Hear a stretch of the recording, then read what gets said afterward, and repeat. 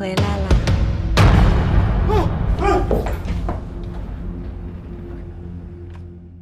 其实吧，我们俩根本就没在一起过啊。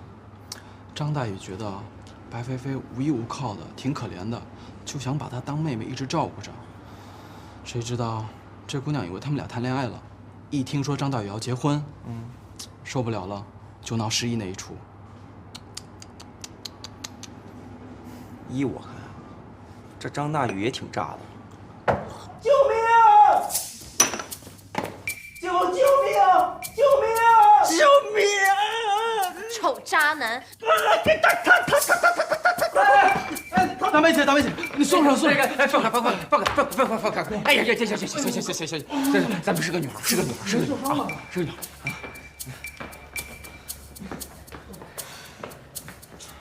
没事吗？你说这样的，人家好歹也是顾客，这顾客就是上帝呀！什么顾客？我不接待这样的顾客。谁想找你似的？这什么？哎，对，少说两句，都少说两句。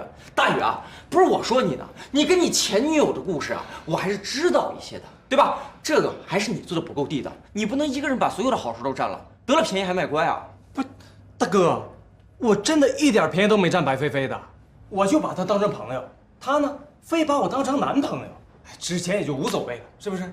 可我现在要结婚了呀，总不能我跟我媳妇在家，她总是破门而入吧？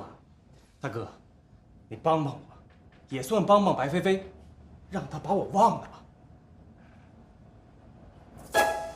这事儿吧，我不是不能帮，只不过大哥，只要帮我把她甩掉，钱不是问题。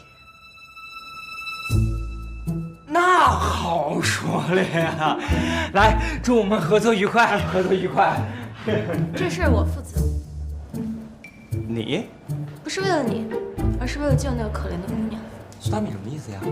半路抢猴啊！我是在救人。我是在害人吗？